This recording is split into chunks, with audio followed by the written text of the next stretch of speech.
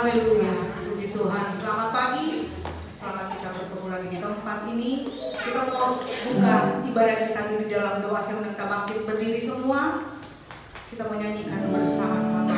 Ku bawa hidupku sekarang. Haleluya. Kita mau masuk di dalam doa. Puji Tuhan. Haleluya.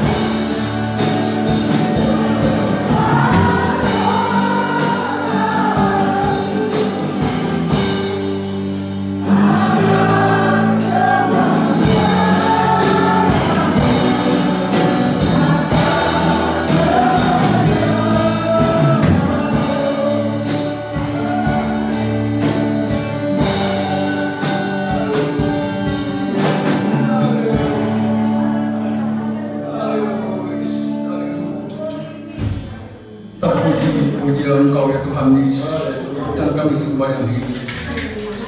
Inilah hari yang Kau jadikan untuk menyembah Engkau ya Tuhan Yesus.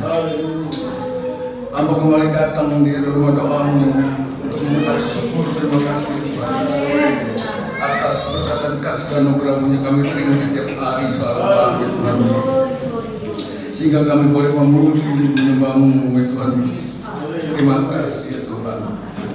Hari lepas hari bersama Engkau ya Tuhan, kami rasakan betapa baiknya Engkau ya Tuhan.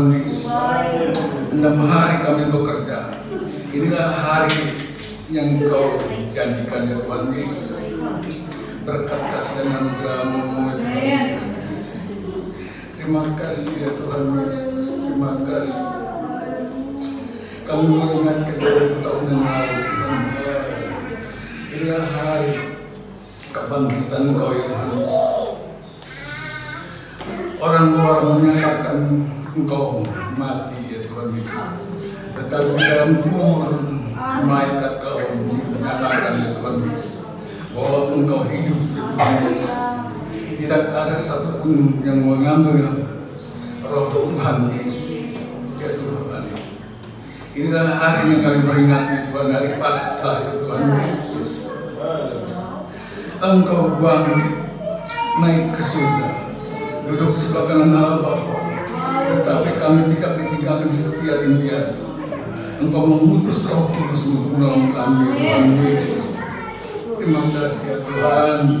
Dari pagi hari ini kami datang ya Tuhan, segala membawa ucapan syukur atas di mana Engkau memberkati kami ya Tuhan.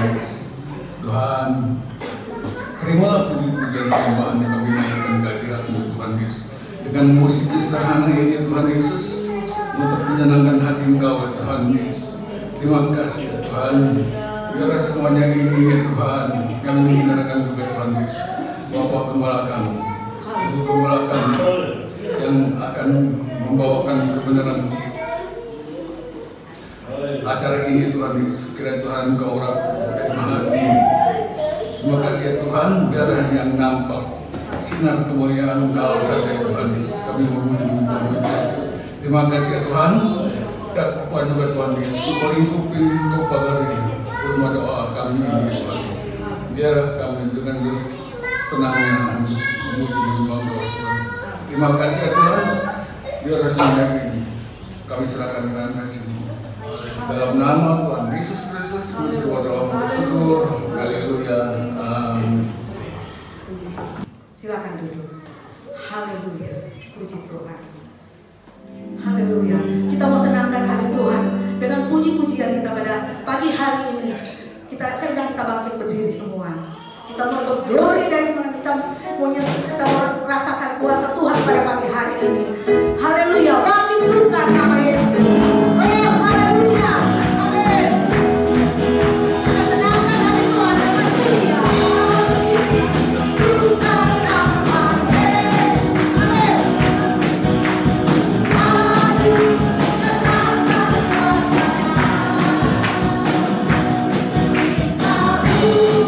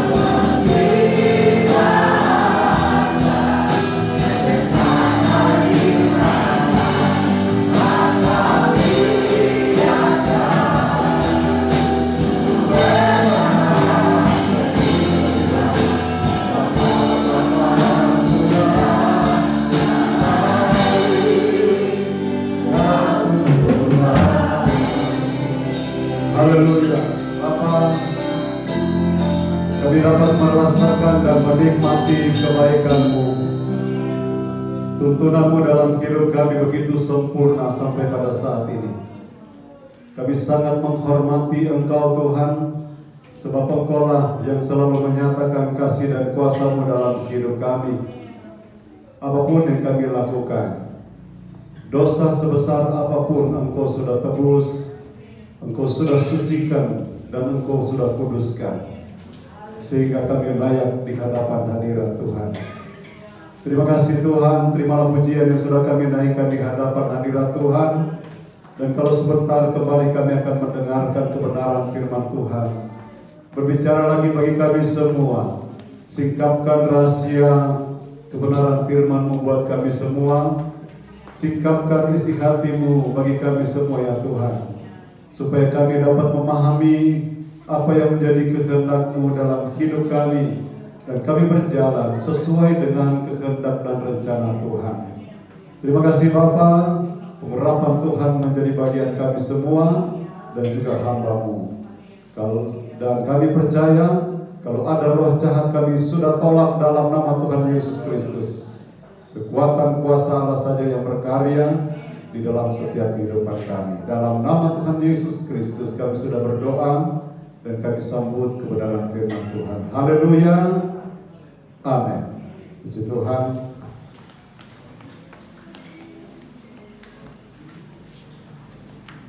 Salam sejahtera dalam kasih Tuhan Yesus Kristus yang adalah kepala gereja kita.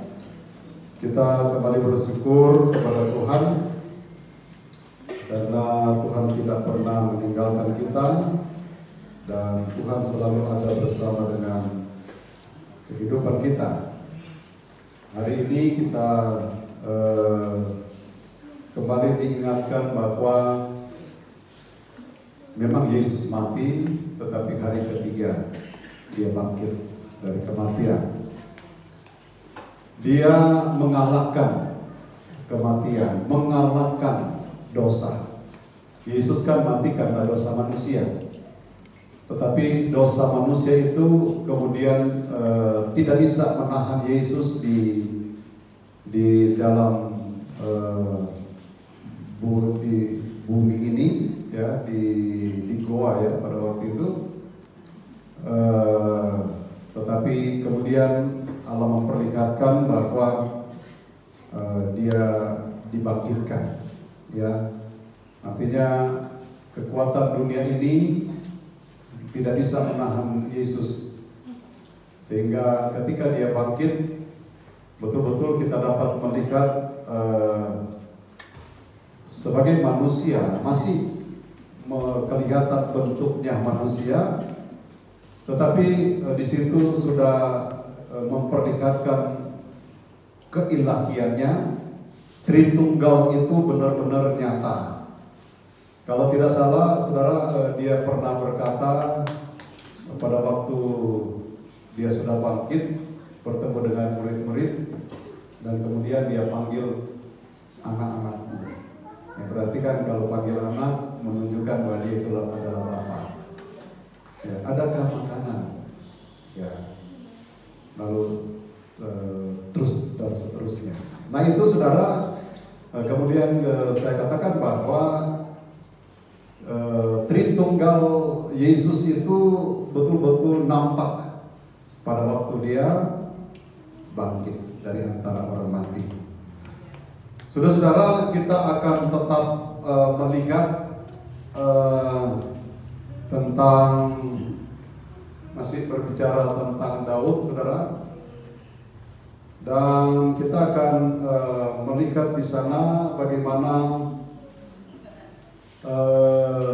kehidupan daripada Raja Daud, ya. Dan nanti kita akan kaitkan dengan kehidupan lagi dari Raja Saul. Yang saya bisa katakan bahwa dua kehidupan dari raja ini menjadi contoh buat perjalanan orang percaya. Jadi kehidupan daripada Saul itu saya bisa katakan langkah atau jalan hidupnya itu menuruti daging. Tapi kehidupan daripada Raja Daud, langkah hidupnya itu menuruti roh. Jadi daging dan roh. Ya. Nah, saudara, kita akan melihat lagi ayat-ayat kebenaran firman Allah pada saat ini.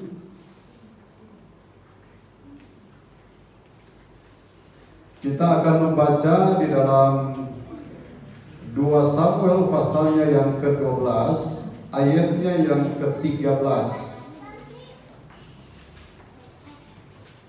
2 Samuel 12 ayat yang ke-13 ini adalah ungkapan daripada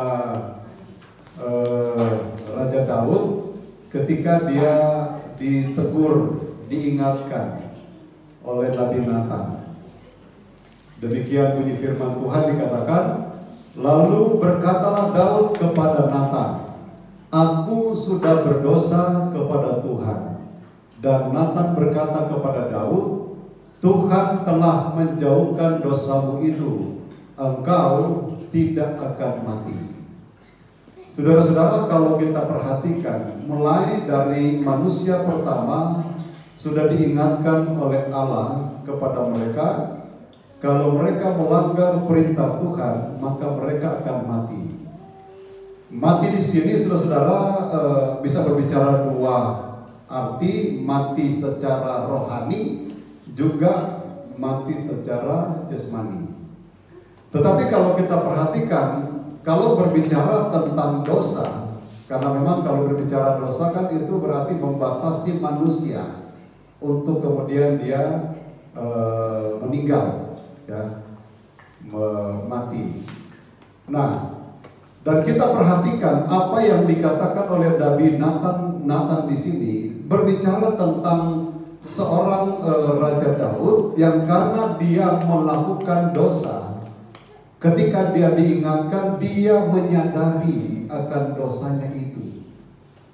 Sehingga kan dia katakan bahwa aku sudah berdosa kepada Tuhan.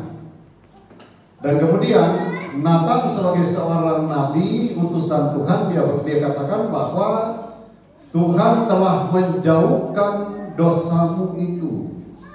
Maka yang namanya kematian itu terhindar dari Raja Daud. Nah, kita perhatikan di sini, saudara-saudara, bahwa ternyata dosa itu dapat membuat seseorang tidak bisa berkomunikasi secara rohani dengan Tuhan.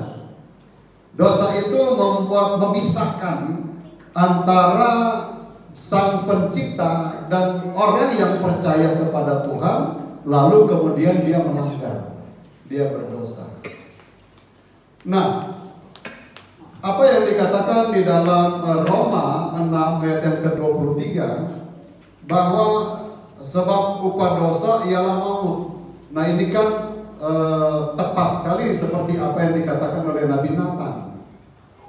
Tetapi dikatakan bahwa dia tidak mati. Upah dosa ialah maut, tetapi karunia Allah ialah hidup yang kekal dalam Kristus Yesus Tuhan kita. Kenapa saudara-saudara harus ada karunia Allah? Karena yang kita percaya bahwa yang menerima karunia Allah adalah orang-orang yang walaupun dia banyak mungkin melakukan dosa, tetapi dia menyadari akan dosanya itu, sehingga dia mendapatkan karunia Allah. Ya, kalau berbicara karunia Allah kan berarti berbicara tentang karunia rohani teristimewa. Walaupun nanti kan ada karunia secara lahiriah, secara jasmani, tetapi yang paling terpenting adalah karunia secara rohani yang ingin ditanamkan kepada orang yang menyadari bahwa dia sudah berdosa dan bertobat. Nah, itulah sebabnya kan Raja Daud dia menerima karunia dari Allah, sehingga dia tidak mati rohani, tidak mati secara tubuh, secara jasmani. Dia mendapatkan karunia karena apa? Dia menyadari bahwa dia telah berdosa, dia telah salah di hadapan Tuhan. Dan kalau kita melihat, saudara, kita akan melihat perbandingan atau perbedaan antara Raja Saul dan Raja Daud. Di dalam ayat yang kita baca tadi tentang Raja Daud, pada waktu dia ditegur oleh Nabi Nathan, dia hanya mengatakan bahwa aku sudah berdosa terhadap Tuhan. Dan tidak ada kata-kata yang lain memang. Tetapi kemudian kalau kita belajar tentang apa yang kemudian dikatakan oleh Daud di dalam Mazmur 51, nanti sebentar kita lihat. Tetapi kita akan melihat dulu apa yang terjadi dengan Raja Saul. Ya, sama-sama mengakui dosa, berdosa di hadapan Tuhan. Tetapi ada satu perbedaan yang sangat mencolok akan keberadaan daripada Raja Saul dan Raja Daud. Kita melihat di dalam 1 Samuel pasal yang ke-15, ayat yang ke-24 dan kemudian ayat yang ke-30. Ini ayat yang hampir sama, pengakuan daripada Raja Saul bahwa dia sudah bersalah, berdosa. Tetapi kita lihat, saudara, kalau daging ini yang ditonjolkan, maka pasti ada argumentasi. Yang saya katakan sih bela diri, ya. Nah, ini jangan sampai kita contohin, saudara, ya. Jadi kalau seandainya kita sudah ditegur salah, ya sudah, renungkan saja, bertobat, lalu kemudian kita jalankan sesuai dengan kehendak Tuhan. Kalau mau berargumentasi, saudara, kalau argumentasinya sesuatu yang tepat, nah itu nggak apa-apa. Tetapi kita lihat apa yang terjadi dengan Raja Saul. Berkatalah Saul kepada Samuel, aku telah berdosa. Kan sama seperti Daud tadi. Aku telah berdosa. Lalu, sebab telah kulangkahi titah Tuhan dan perkataanmu. Luar biasa kan? Tetapi saudara, kita melihat, tetapi aku takut kepada rakyat karena itu aku mengabulkan permintaan mereka. Jadi kita melihat, saudara, bahwa orang yang saya gambarkan tadi jalan sesuai dengan daging, sesuai dengan keinginannya, maka dia akan berargumentasi. Nah, ini, saudara, argumentasi ini. Dia lebih takut kepada manusia daripada Allah. Sehingga dia mengabaikan akan perintah Allah dan melalui Nabi Samuel, kemudian dia jalankan apa yang menjadi keinginan rakyat. Di sini dikatakan, padahal itu bukan perintah dari Allah. Kemudian ayat yang ke-30. Tetapi kata Saul, aku telah berdosa. Sama kan dengan tadi. Sebenarnya, saudara, kalau dia katakan aku telah berdosa, lalu kemudian tidak ada embel-embel yang lain, luar biasa sekali. Dan artinya di balik itu nanti dia betul-betul bertobat. Tetapi ini hanya ungkapan kata. Itu kan kita tahu tentang Saul bahwa dia elok, baik hati, baik dia. Tetapi itu tidak cukup membuat dia menjadi seorang yang, kalau seperti Daud itu ada parasnya, rata. Masih ada belok-beloknya dia. Tidak rata antara mulutnya dengan hatinya. Yang seharusnya dia baik hati, tetapi kemudian dia diperhadapkan dengan aturan yang Allah inginkan, dia langgar. Nah, ini dia tidak mengikuti apa yang menjadi keinginan Tuhan. Jadi dia katakan bahwa aku telah berdosa. Tetapi, nah ini, saudara, dia berhadapan dengan Samuel, apa yang dikatakan oleh Saul kepada untuk Samuel? Tetapi tunjukkanlah juga hormatmu kepadaku sekarang di depan para tua-tua bangsaku dan di depan orang Israel. Gengsinya tinggi banget. Hati-hati saudara kalau kita punya posisi, kalau ditegur bisa aja ini yang muncul. Lu gak hormati gue ya. Padahal sudah melanggar kebenaran firman Allah, melangkahi apa yang menjadi keinginan Tuhan. Dia katakan kepada Samuel bahwa hormati saya dong. Nggak lihat saya ini raja, kan gitu. Bersyukur kepada Tuhan kalau kita dikasih kedudukan, misalnya sekarang. Bersyukur kepada Tuhan kalau kita dikasih kepercayaan untuk menjadi kaya. Tetapi jangan itu jadi alasan untuk kemudian kita melawan akan perintah Tuhan, saudara. Dan kita tahu apa yang terjadi dengan kehidupan daripada Raja Saul ini. Matinya konyol, gitu. Karena apa? Roh Allah sudah tidak lagi menuntun dia. Dia berjalan dengan daging, dengan keinginan dia, dengan kemampuan dia. Bahkan kalau kita melihatkan dinasehati oleh seorang nabi, yaitu Samuel, dia bahkan bilang, karena Samuel sudah katakan bahwa aku tidak akan pergi bersama dengan engkau, sebab engkau sudah tidak mau mendengarkan firman Tuhan. Ayat sebelumnya, pada waktu Samuel mau pergi, dia tarik jubah daripada Samuel. Kalau tidak salah robek.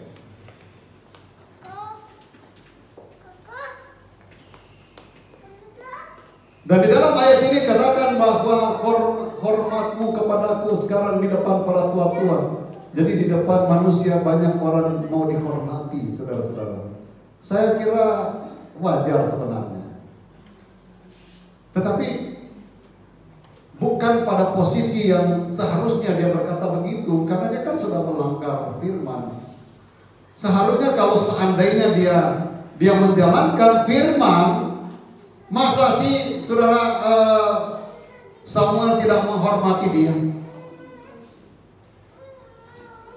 Samuel sebagai seorang pelayan, sebagai seorang nabi, dia menjalankan tugas yang dipercayakan oleh Allah dalam kehidupannya. Dan apa yang dia sampaikan itu semuanya dari Tuhan. Perintah-perintah yang harus disampaikan itu semuanya dari Tuhan. Tidak ada yang dia tambahi, tidak ada yang dia kurangi. Apa yang Tuhan sampaikan itulah yang diberitahukan. Tetapi itu tidak masuk di dalam kehidupan seorang yang kembali kita melihat berjalan karena kemampuan jasmani, kekuatan daging.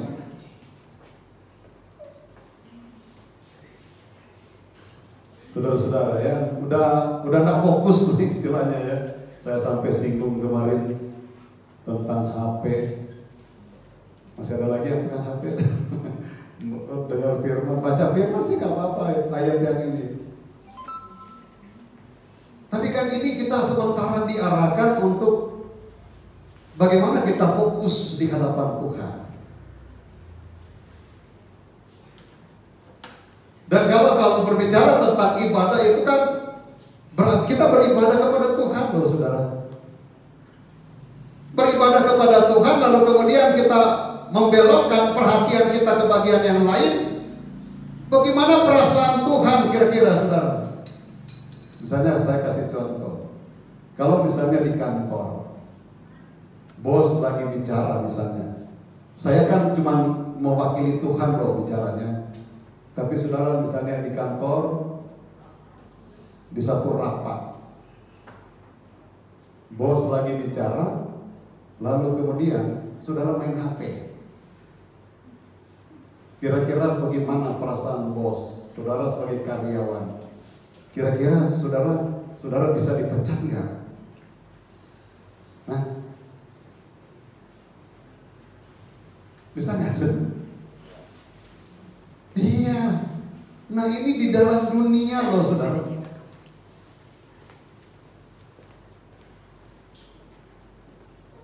Bagaimana di hadapan Tuhan? Agak keras juga. Tetapi kita sementara dibentuk.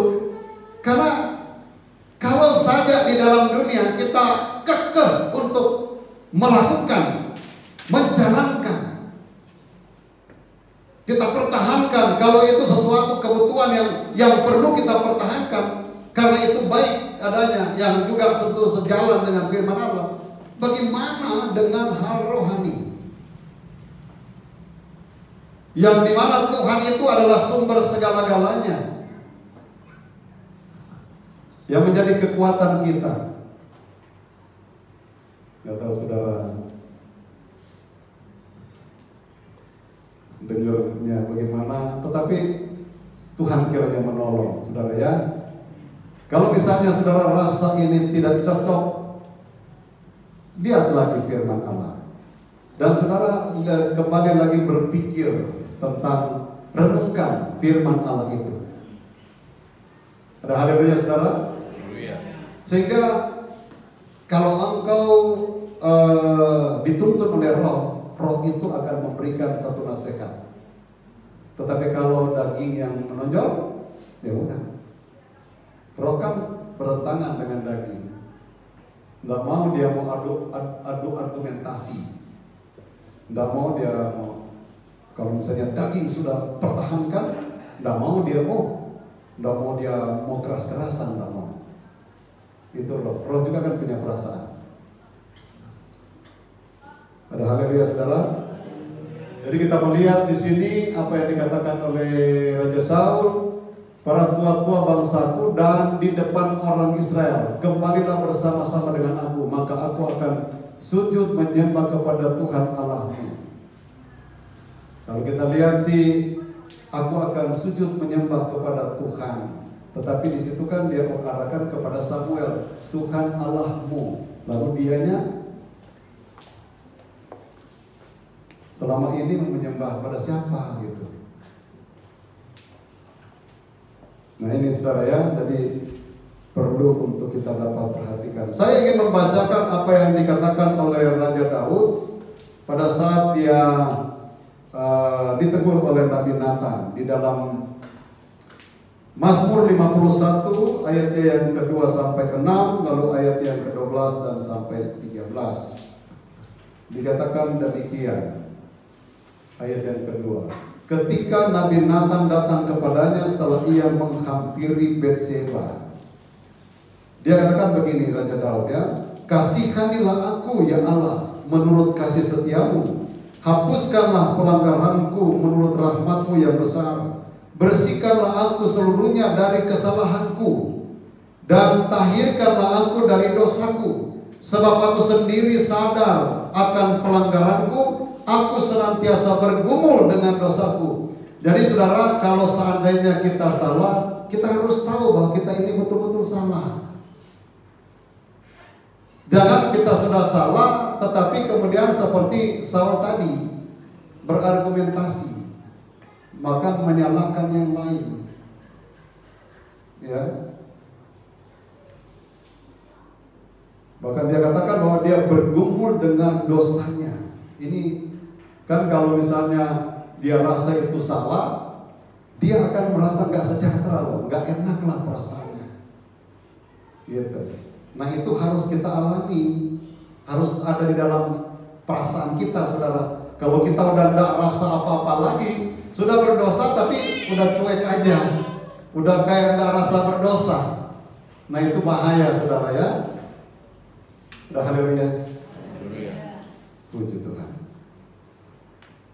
Lalu di dalam ayat yang ke-6, terhadap engkau sajalah aku telah berdosa dan melakukan apa yang kau anggap jahat. Jahat juga dia akui kok bahwa dia jahat. membunuh, menaruh suaminya Batseba Uria, sekarang dia tentara, di depan supaya dia dibunuh oleh bangsa lain yang berperang melawan mereka. Yang kau anggap jahat, supaya ternyata engkau adil dalam putusanmu, bersih dalam penghukumanmu. Jadi kalau orang yang bersalah, kalau dia dihukum, mesti tahu bahwa aku lagi dihukum oleh Tuhan ini. Tuhan mengizinkan penghukuman itu terjadi. Harus sadar, saudara. Sebab kalau tidak, maka tidak bagus untuk kita menjalani percaya kita. Dan kita tahu bahwa Raja Daud pada waktu dia ditegur oleh Nabi Nathan, ya, dia bertobat. Dan Nabi Nathan katakan bahwa anak yang akan lahir karena sudah mengandung Batseba waktu itu, dia akan mati. Daud dia terima, tetapi ada kemudian ada ayat-ayat yang mengungkapkan di sana bahwa pada waktu Daud mendengar berita ini, kemudian anaknya benar-benar sakit, sudah hampir mati, lalu Daud dia berpuasa selama 7 hari. Hari yang ke-7 dia lihat tentara-tentara atau asistennya itu udah kayaknya kerasa kerusuk gitu. Lalu dia bertanya, apakah anakku sudah mati?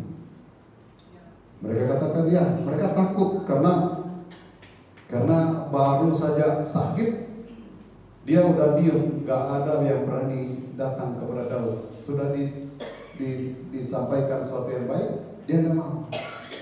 Tetap dia berpuasa, dia berkabung. Setelah meninggal anaknya, dia tanya dan diberitahukan bahwa dia sudah meninggal, baru dia bangkit. Saudara-saudara, kalau kita melihat di sini bahwa dosa itu sangat menekan batin seseorang. Tetapi langkah yang diambil oleh Raja Daud adalah merupakan satu langkah yang mau merendahkan hatinya di hadapan Tuhan. Sehingga pada waktu dia mendengar bahwa anaknya sudah meninggal, dia bangkit. Ya, ada terjemahan yang lain, ya, bangkitlah Daud, karena dia duduk di lantai. Pada waktu dia bangkit, lalu kemudian dia membasuh tubuhnya, mandi, dikatakan sisir rambutnya, lalu dia pergi ke bait Allah. Pergi ke bait Allah, lalu kemudian dia seperti mengucap syukur di sana. Setelah dia dari bait Allah, lalu kemudian dia kembali. Pada waktu dia kembali, baru dia mau makan. Jadi di sini kita melihat, saudara, bahwa dosa itu menekan. Tetapi Raja Daud dia katakan bahwa dia ingin supaya Tuhan bisa berkemurahan. Siapa tahu Tuhan bisa sembuhkan dia. Sehingga dia berpuasa, saudara. Kedagingannya itu betul-betul digencet habis-habisan. Dia tidak mau memakai secara kekuatannya, kekuasaannya sebagai seorang raja. Bisa saja kan dia raja loh. Dia bisa saja mengambil langkah-langkah, panggil tabib dan segala macam. Tetapi karena dia sudah tahu bahwa ini berita dari Tuhan bahwa anak yang akan lahir dari dosa yang dia lakukan itu akan meninggal. Dia tahu itu. Dan kita perhatikan bahwa kehidupan daripada Raja Daud yang oleh karena dia dituntun oleh kuasa Tuhan, oleh Roh Allah, dia benar-benar menyadari akan kehidupannya. Ayat yang ke-12 dan 13 di dalam Mazmur pasal 51.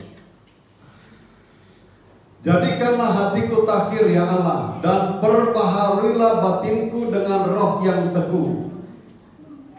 Janganlah membuang aku dari hadapanmu, dan janganlah mengambil rohmu yang kudus daripadaku. Di dalam terjemahan yang lama ayat ini mengungkapkan bahwa di sini kan roh itu kecil, menunjuk kepada roh manusia. Kalau roh kecil kan menunjuk kepada roh manusia. Tetapi di dalam terjemahan yang lama dikatakan roh itu huruf besar, menunjuk kepada roh Allah. Jadi dia katakan bahwa janganlah mengambil rohmu yang kudus daripadaku. Berbeda sekali dengan perjalanan atau langkah yang diambil oleh Raja Saul. Bukannya dia menyadari bahwa dia itu sudah ditinggalkan oleh Allah, tetapi kemudian dia mengambil langkah-langkah sesuai dengan keinginan dia. Tetapi berbeda dengan Raja Daud. Bahkan dia katakan, jangan engkau mengambil rohmu yang kudus daripadaku. Saudara, roh itu sangat penting dalam kehidupan kita sebagai orang yang percaya kepada Tuhan. Roh yang sama yang telah membangkitkan Yesus dari antara orang mati, kekuatan roh itu dia ingin berikan kepada orang percaya. Dan ini penting sekali, saudara. Kehidupan orang yang saya katakan tadi, Raja Saul, kehidupannya itu karena mengandalkan kekuatan daging. Semua yang dijalankan itu bersifat daging, dan yang dia temui adalah sesuatu yang membuat dia tidak enak. Jadi kita bisa memilih di sini, kita mau contohin yang mana? Mau hidup dengan daging atau mau hidup dengan roh, sebagaimana yang dijalankan oleh Raja Daud. Kita kan disuruh seperti kita punya hak bebas, dan Tuhan gak pernah mau paksa. Betul gak? Tuhan pernah maksa gak?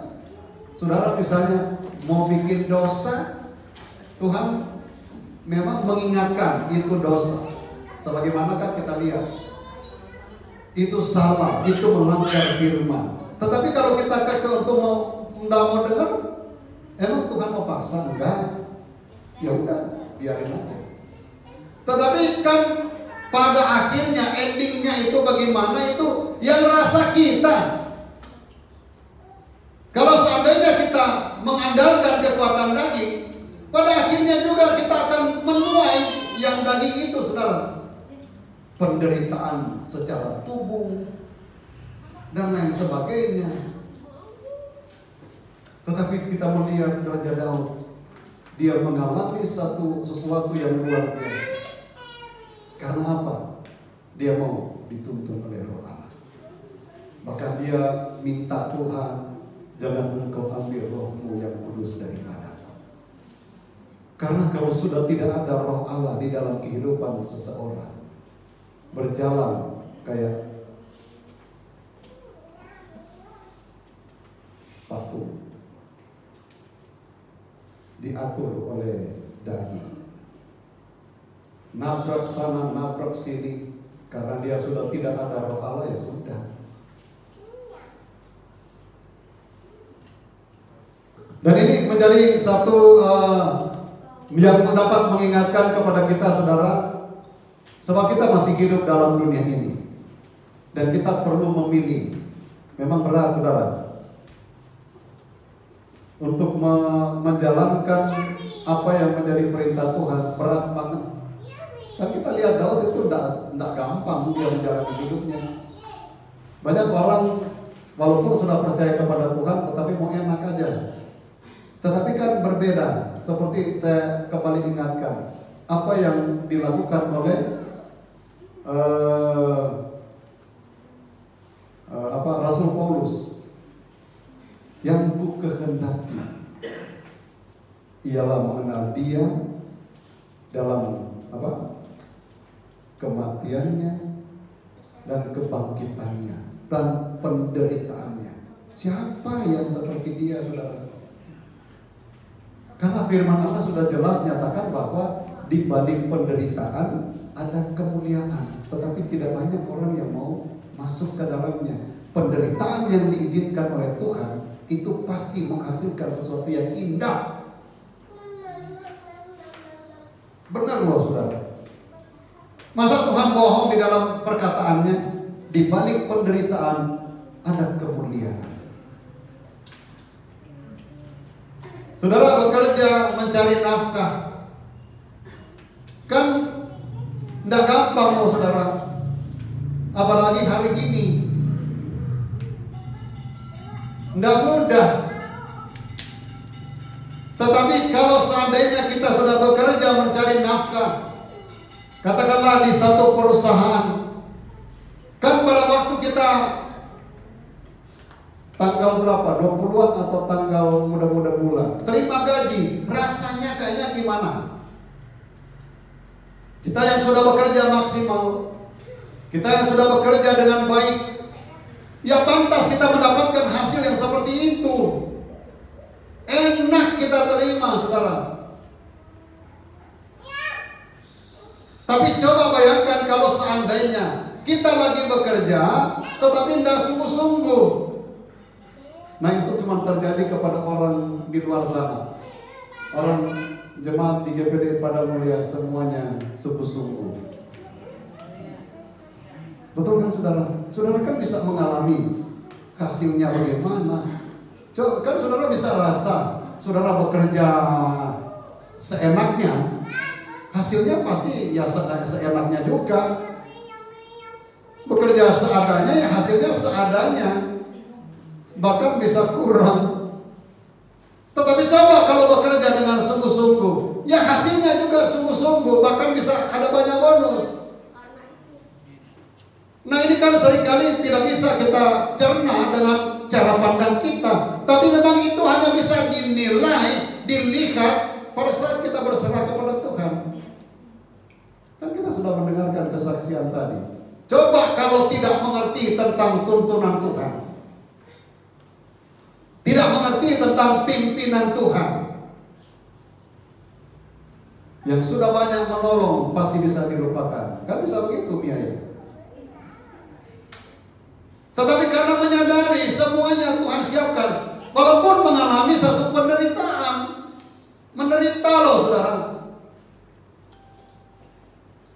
Tetapi Tuhan tidak akan membiarkan orang yang percaya, percaya terus kepada Tuhan dan percaya dengan sungguh-sungguh kepada Tuhan. Nanti kita akan rasakan hasilnya, dan hasilnya pasti membuat kita damai, membuat kita sukacita. Tidak akan mengecewakan, puji Tuhan. Dan kita berdoa supaya Tuhan tolong. Kalaupun misalnya kan ada menemui tantangan, ada menemui rintangan, tetapi itu sebagai satu ujian, supaya ketika kita menyadari ini adalah ujian yang diizinkan oleh Tuhan, kita tahu bagaimana langkah selanjutnya harus kita ambil. Berserah penuh, percaya sungguh-sungguh kepada Tuhan. Tuhan tidak akan pernah mengecewakan, dan Dia akan pasti menyediakan yang terbaik. Dan itu dialami secara tubuh kita, saudara. Nah, kan yang jalani tubuh kita. Emang kalau misalnya kita bekerja, kita suruh roh, roh, karena saya orang rohani, roh aja yang kesana deh, kasih lihat sama bos, mana bisa begitu? Ya kita harus diri kita ini, tubuh kita ini bekerja. Masa mau angkat barang kita suruh roh, itu bukan roh Tuhan yang muncul. Itu nanti roh pok-pok itu, kalau orang Manado bilang roh setan itu. Tahu-tahu udah terangkat, tahu-tahu sudah jatuh. Ngeri kan? Coba saudara dekat, bos saja kalau misalnya seperti itu lari dia. Bukannya dia ketawa-tawa, wah enak bisa diangkat, nggak ada kelihatan. Dia mana bisa begitu. Banyak juga di akhir zaman itu banyak yang suka ngerokok, saudara. Jadi kita harus berhati-hati ya. Kita perlu melihat apakah ini dari Tuhan atau tidak. Kalau itu dari Tuhan, pasti memberkati. Kalau itu dari Tuhan, pasti menyukakan. Kalau itu dari Tuhan, pasti hasilnya maksimal. Bahkan banyak bonus. Dan saudara pasti sudah banyak merasakannya sebagai orang yang percaya kepada Tuhan. Dan itulah yang kita perhatikan dalam kehidupan dua contoh ini, Raja Saul dan Raja Daud. Kita kan sudah belajar dalam perjanjian baru, orang yang dipimpin oleh Roh harus menyerahkan hidupnya betul-betul dipimpin oleh Roh. Nah sebaliknya, orang yang dipimpin dengan daging, nah itu pasti akan muncul apa? Fitnah, benci, kejahatan. Apa itu kan di Galatia 5. Tetapi orang yang dipimpin oleh Roh itu dia mengasihi. Orang sudah benci sama dia, tetap dia membalas dengan kasih. Iya kan? Betul nggak saudara? Jangan saudara udah karena nggak ada dasar firman, orang benci kita, oh kita lebih tambah benci sama dia. Ya itu bukan firman itu bukan anak Tuhan itu orang yang masih menjalankan sudah di zaman perjanjian baru, tapi masih yang saya katakan hukum Taurat itu masih nempel, masih dia praktekkan, masih dia jalankan. Kan hukum Taurat mengajar bahwa mata ganti mata. Makanya saudara, bahkan Tuhan sendiri mengizinkan untuk membunuh orang lain. Kan peperangan terjadi. Orang Amalek disuruh oleh Tuhan melalui Raja Saul tumpas habis. Kelihatannya kan jahat itu Tuhan. Tetapi itulah aturan yang dijalankan, yang Tuhan izinkan pada waktu itu. Ngeri kan saudara, tumpas habis karena mereka telah menyakiti hatiku. Raja Saul dia tangkap Raja Agag, dia ambil hewan-hewan yang tambun. Tujuannya baik, untuk mempersembahkan korban kepada Tuhan. Enak kan kelihatan, tetapi itu bukan perintah Tuhan. Jadi jalankan sesuai dengan perintah Tuhan. Kalau itu bukan perintah Tuhan, jangan dijalankan. Walaupun buat daging ini enak, buat kelihatan orang enak, baik. Tetapi kalau itu bukan kehendak Tuhan, bukan yang disuruh Tuhan, jangan lakukan. Dan Tuhan pasti menolong kita semua. Amin. Haleluya. Sebab kita ini masih banyak kekurangan, tetapi Tuhan mengingatkan kepada kita. Ada hal-hal yang Tuhan proses mungkin dalam hidup kita, Tuhan izinkan. Kenapa yang menjadi yang kenyataannya kok seperti ini? Tetapi kita harus lihat, kita sungguh-sungguh dengan Tuhan, kita melihat itu secara positif. Ini pasti ada rencana Tuhan yang indah di balik masalah yang kita hadapi. Itu pasti. Kan kita sudah dengar tadi, di balik penderitaan ada kemuliaan. Jangan kita terbawa dengan pikiran yang dimiliki oleh Raja Saul, tetapi kita arahkan pikiran kita seperti apa yang dipikirkan oleh Raja Daud. Sehingga kita tahu bahwa Yesus pun dikatakan keturunan Daud. Luar biasa kan saudara? Kita mau supaya kita, keturunan kita semuanya enak didengar. Karena apa? Mengikuti apa yang Tuhan inginkan, mengikuti apa yang Tuhan ajarkan. Sehingga kebangkitan daripada Yesus itu kembali mengingatkan kepada kita bahwa kita punya Tuhan yang tidak bisa dikekang, ditahan oleh dunia ini. Di dalam perut bumi ini dia bisa bangkit, ya, dia bisa keluar dari sana. Demikian juga dengan kehidupan kita. Kalau masih ada dosa-dosa yang masih melekat, kita berani harus keluar, bangkit, tinggalkan itu. Tinggalkan dunia di dalam tanah ini yang berbicara tentang dosa. Dia kan dikubur karena dosa manusia. Tinggalkan itu semua. Jangan tinggal di situ. Jangan berkecimpung terus di situ. Wah, enak kan? Udah nggak rasa apa-apa. Ada kan seperti itu, saudara. Padahal dia masih di dalam berkecimpung dengan dunia. Nah, jangan sampai itu terjadi dalam kehidupan kita. Tetapi kita harus menjadi sama seperti Yesus. Yang juga Rasul Paulus katakan, aku ingin menjadi sama seperti Yesus. Sebagaimana dia bangkit, aku juga akan bangkit. Keluar. Harus ada keberanian dari kita untuk meninggalkan. Kalau itu tidak berkenan kepada Tuhan, tinggalkan itu. Karena itu akan membawa kepada sesuatu yang tidak baik.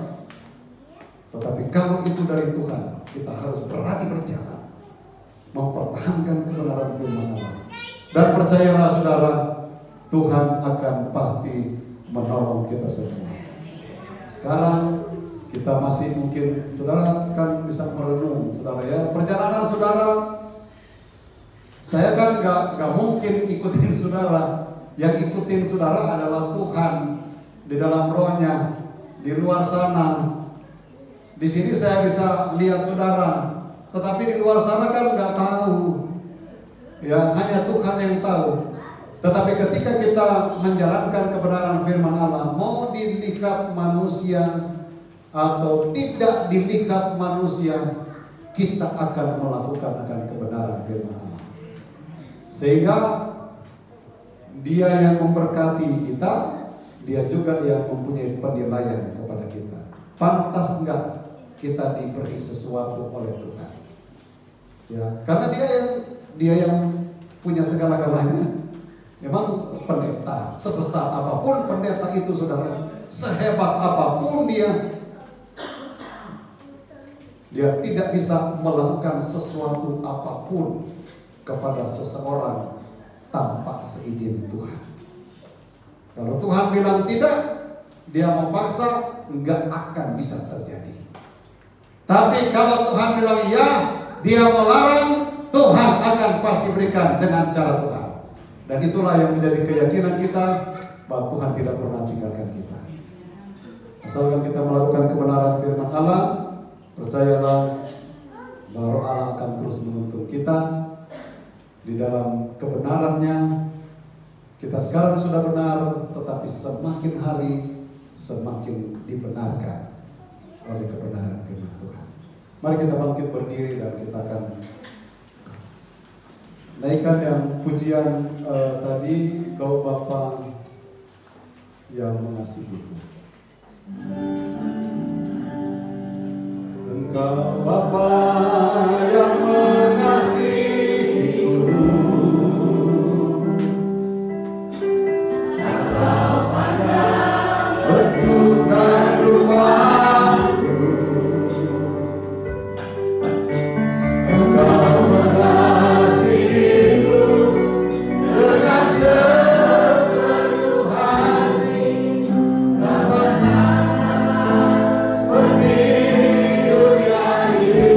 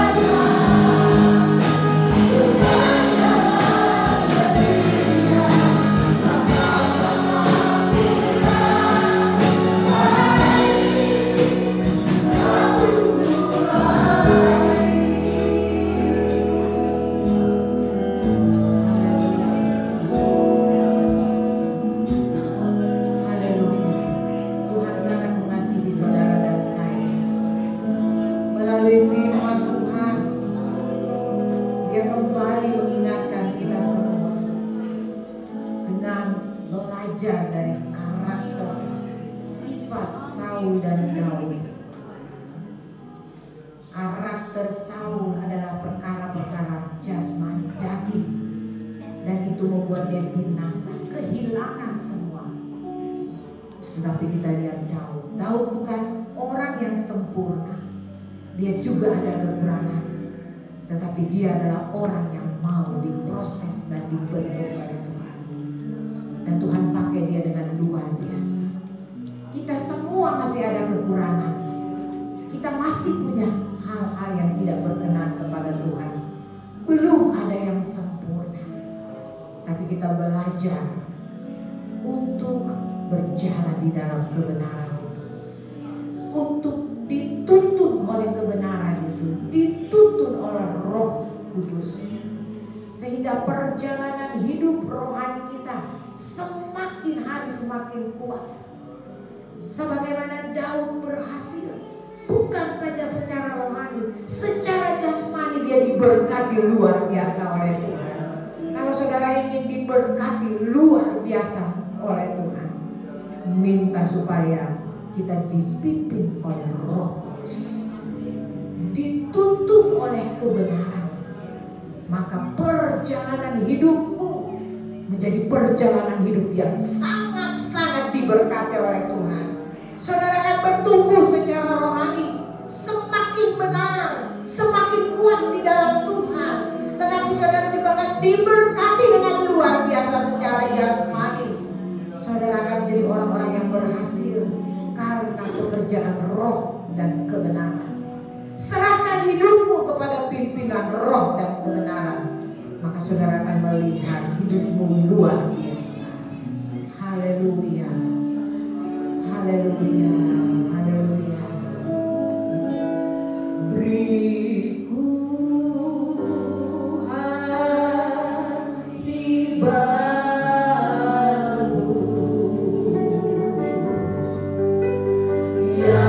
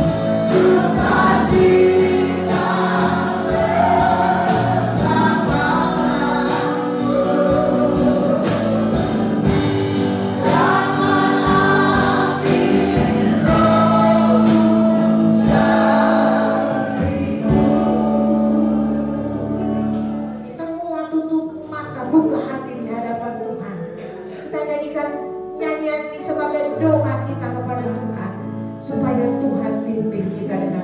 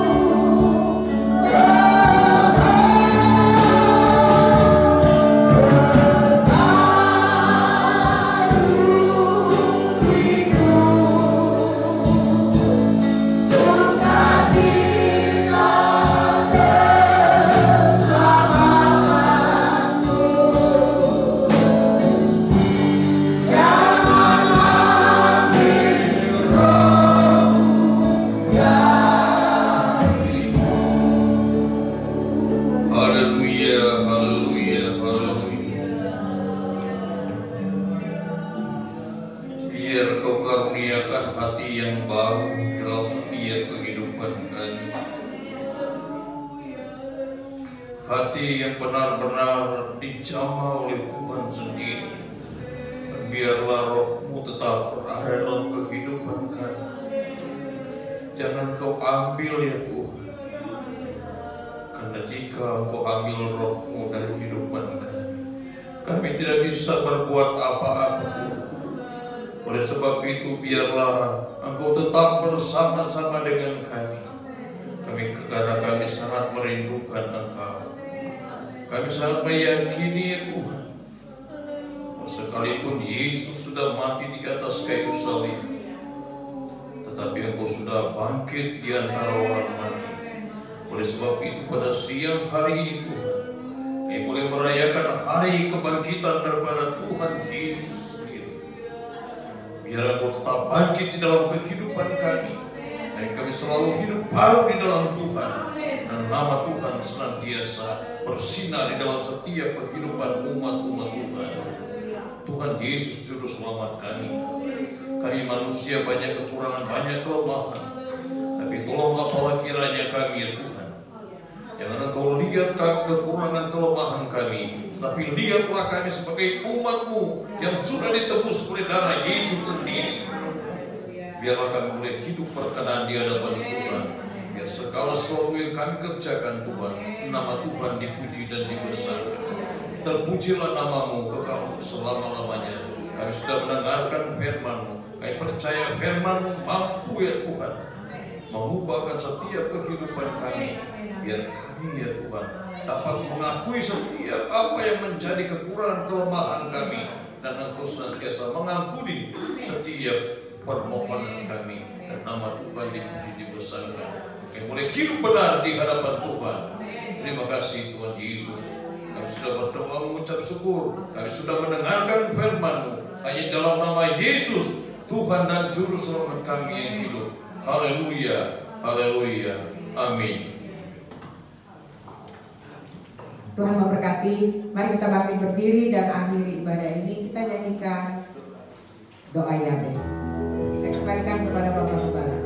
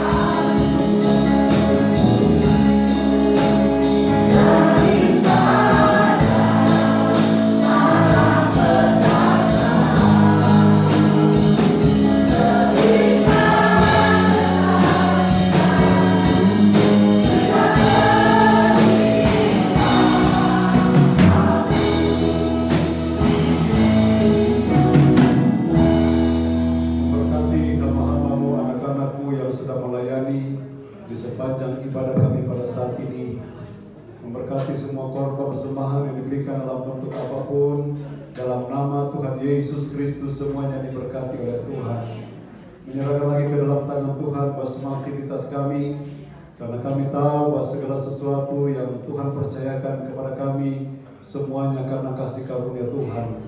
Itulah sebabnya Tuhan tolong kami, lindungi kami, sertai kami, sehingga kami dapat melakukan segala sesuatu yang terbaik, bekerja dengan baik, dan di dalamnya kami percaya Tuhan pasti memberkati. Berdoa juga buat saudara-saudara kami, keluarga, jemaat yang tidak bersama dengan kami. Kalau mereka dalam keadaan sakit, ulurkan tangan-Mu untuk menjamah mereka, memulihkan, menyembuhkan dalam nama Tuhan Yesus Kristus. Mereka boleh mengalami pertolongan Tuhan. Kami kita berdoa juga buat bangsa negara, pemerintah yang ada di Indonesia. Selamatkan bangsa kami ini, pulihkan bangsa kami ini. Pemerintah diberikan hikmat agar mereka dapat menjalankan tugas mereka dengan sebaik-baiknya. Terima kasih Bapak. Kami juga tetap berdoa agar pemimpin yang nanti baru akan meneruskan kepemimpinan Presiden sekarang. Biar kiranya juga Tuhan tolong proses-proses yang sementara terjadi, biar semua ada di dalam kendali Tuhan, sehingga ketika pada waktunya pemimpin yang baru akan dilantik, mereka boleh diberikan kekuatan kemampuan oleh Tuhan, mereka boleh bekerja sesuai dengan kehendak Tuhan, dan bangsa ini semakin maju, ada kedamaian, ada pertolongan yang dari Tuhan, ada keamanan yang Tuhan kerjakan, sehingga kami dapat menikmati kasih karunia Allah di tengah-tengah bangsa ini. Kami diberkati oleh Tuhan, kami diberikan kebebasan untuk beribadah, menyenangkan hati Tuhan. Jadi dalamnya Engkau ditinggikan dan dimuliakan. Sebentar kami kembali pulang, serta dalam perjalanan kami jauhkan, hindarkan dari hal-hal yang tidak diinginkan, tibakan dengan tidak satu kurang apa-apa. Terima kasih Bapa, dan pada akhirnya jemaat yang dikasihi Tuhan, pulanglah dengan berkat daripada Allah Bapa, cinta kasih dari Tuhan Yesus Kristus sebagai Allah Anak, persekutuan Allah Roh Kudus menyertai kita sekalian, menuntun, menghibur, menguatkan, pada meneguhkan iman, percaya, keyakinan kita semua, mulai pada saat ini sampai selama-lamanya. Terima kasih Bapa, dengan pengucapan syukur kami pulang dengan membawa berkat-berkat dari Tuhan, dan kami akhiri ibadah kami pada saat ini kami alaskan hanya di dalam nama Tuhan Yesus Kristus. Haleluya. Dan kita semua berkata amin. Tuhan Yesus Kristus memberkati kita. Amin.